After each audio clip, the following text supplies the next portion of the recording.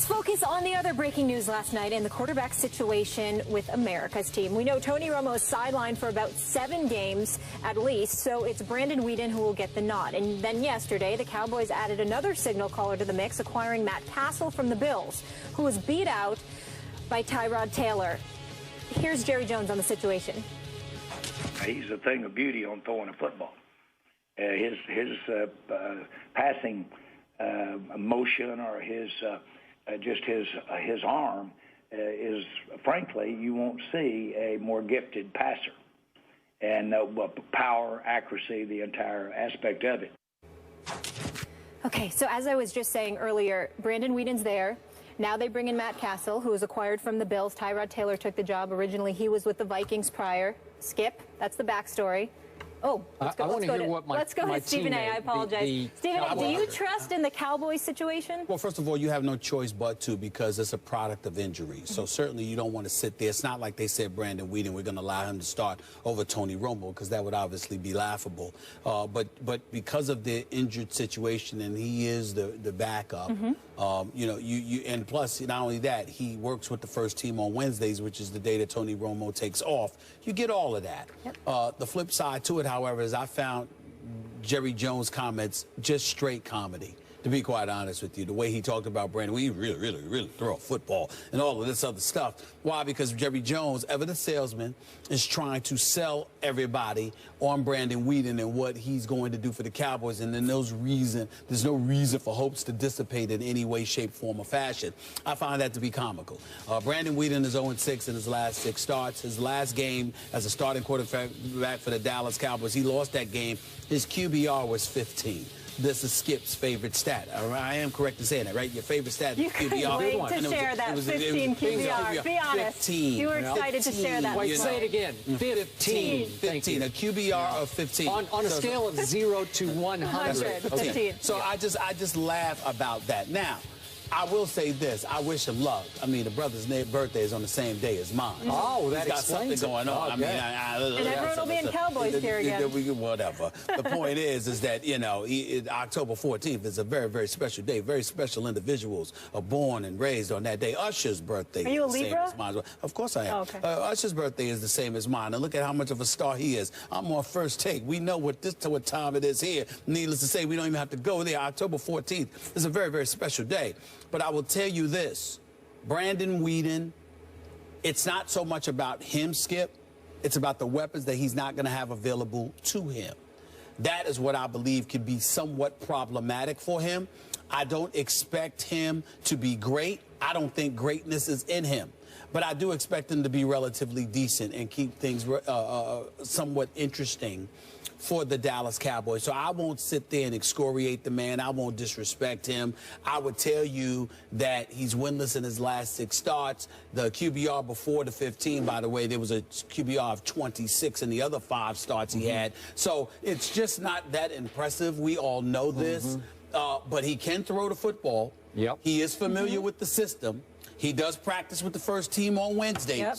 And the combination of all of those things, I think, lends itself towards expecting a slightly better result than some critics would surmise about Brandon Weeden. But I don't expect him to knock my socks off in any way. Weeden or Cassel? Which way would you go? I definitely go with Weeden over Cassel. Well, Cassel couldn't beat out Tyrod Taylor or E.J. Manuel. That's number 1. Number 2, he hasn't done anything in the NFL since his one season when Tom Brady went down in Game 1 against Kansas City back in 2008. In Kansas City. No, I'm just saying, he won 10 in Kansas City one year, but I've never been sold on Matt Cassel. I'm not sold on him now. He's definitely a viable backup to Weeden. In light of the fact that Tony Romo is out, I do agree with that. But outside of that, there's nothing about Matt Cassel that moves me, so I don't have a problem with Weeden being designated ahead of him. There we agree. Where I disagree with you is in your view of Brandon Weeden. I like Brandon Weeden a lot, and I'm not being a hypocrite about this. This isn't 20/20 hindsight. I liked him a lot before he was drafted. Unfortunately, by the same Cleveland Browns that drafted Johnny Manziel at 22, same spot. How funny. And I believe what happened to Brandon Weeden in Cleveland is Manziel all over again.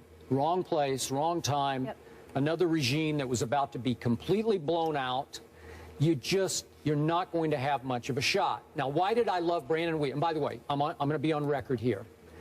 I believe Brandon Weeden is good enough and now comfortable enough in a system that he's been in finally for 2 years under Scott Linehan. We saw the fruits of that when he went 7 for 7 at Philadelphia. While that game was still teetering, it was still a losable game. If he'd gone in and stunk it up with a QBR of 15 in that game at Philadelphia, they would have lost. But they won when obviously he hit Terrence Williams. Byron Maxwell just watched as he ran to the end zone, and that was the ball game.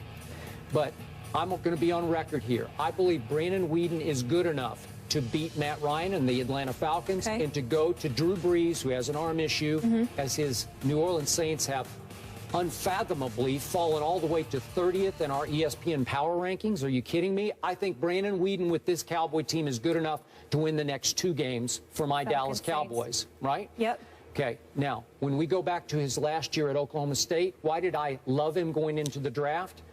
Do you realize he went head-to-head with Robert Griffin III that year and outplayed him and beat him? And he went head-to-head with Ryan Tannehill, another first-rounder to be, first-round pick, head-to-head in College Station, outplayed him and beat him. He went head-to-head with Andrew Luck in the Fiesta Bowl. You could argue on outplayed, but he won the game in overtime, and I thought he played great in that game. 3 touchdowns to 1 interception. Luck had 2 to 1 interception. But it was the stats you could argue either way. But I thought Brandon stood up to Andrew Luck and ultimately won the game and outplayed him. He also beat Nick Foles that year and Landry Jones that year. So he had credentials to me. Now to what Jerry Jones said. You thought it was straight comedy? I thought it was straight truth. Jerry used the wrong word.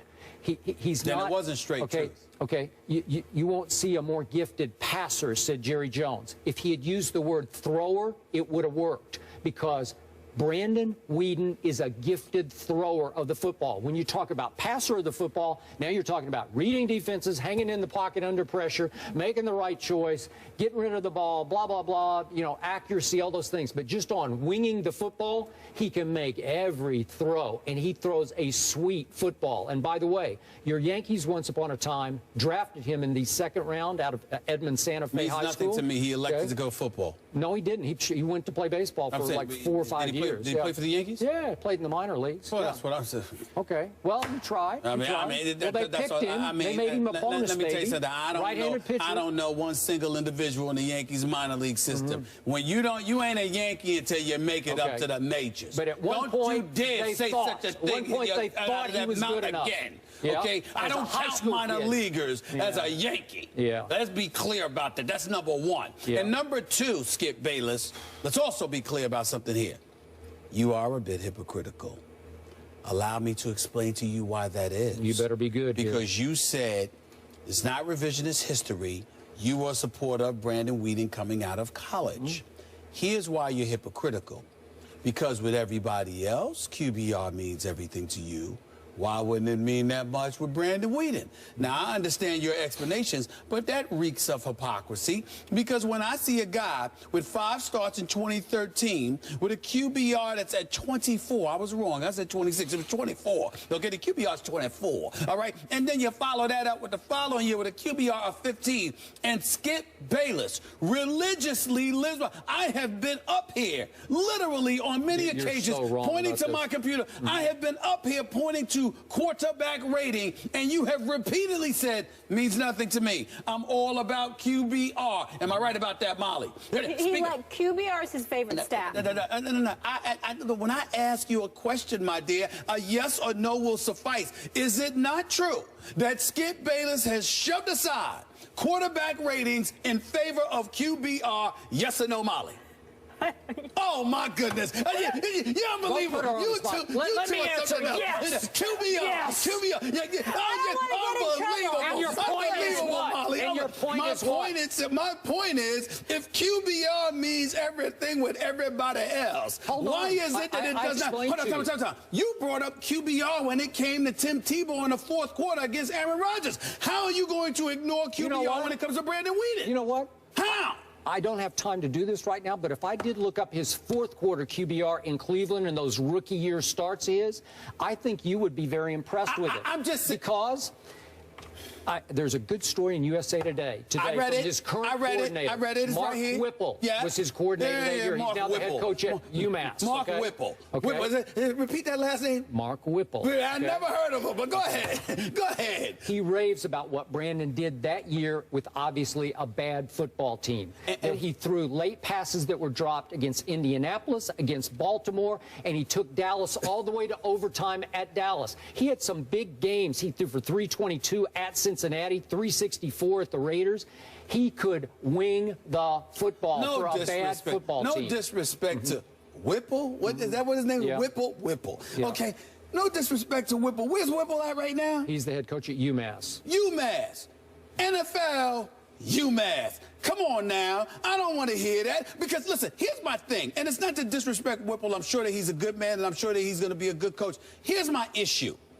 I don't take those quotes seriously because if Brandon Weeden stunk up the joint, would there be an article in USA Today of Coach Whipple talking about how he stunk? No. You just want to say something when there's something complimentary to say, or you want to sit there and pump him up. The fact remains is that most of us who have seen Brandon Weeden understand that he is a backup for a reason. And so because of that, all I'm saying is, look, he's surrounded by some good dudes who can play, who are tried and proven, especially if Jason Witten is out there. That's going to be a huge help to him this weekend.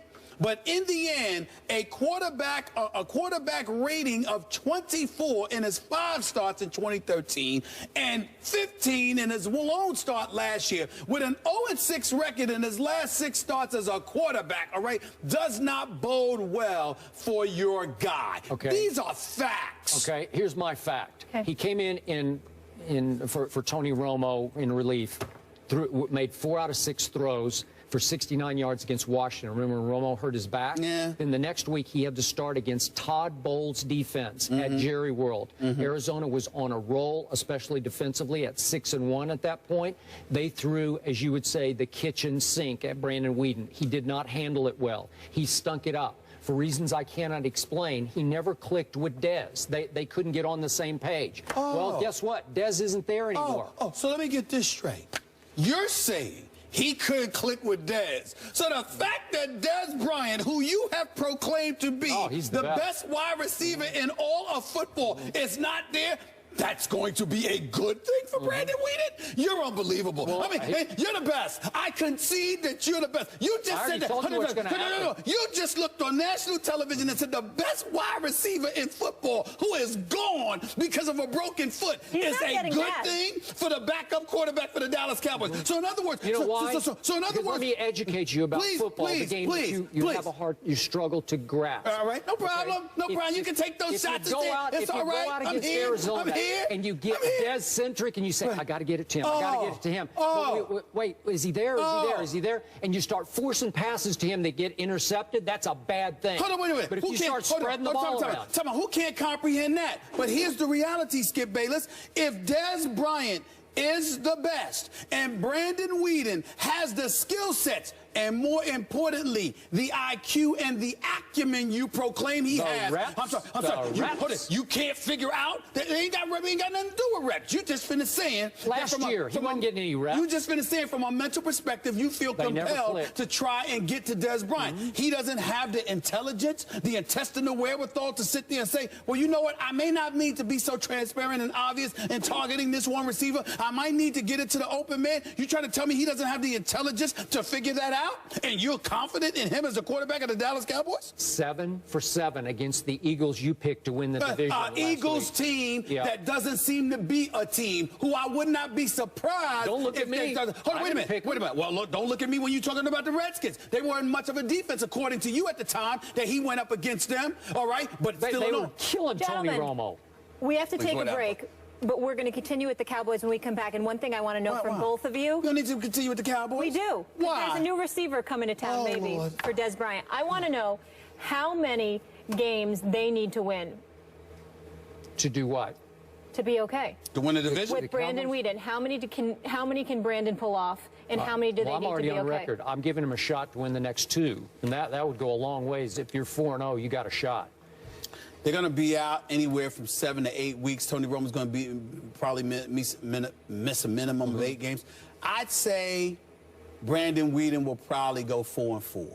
Okay. Well, I would take that I to think the the bank. Cowboys are going to. All they got to do to win the division is go 7-7 the rest of the way. All right. 500 football. 4-4, so they'd be 6-4 when when Romo came back. I'd take that. Should we get our popcorn ready? Because T.O. is ready and available if the Cowboys need him. We'll get into that when we return.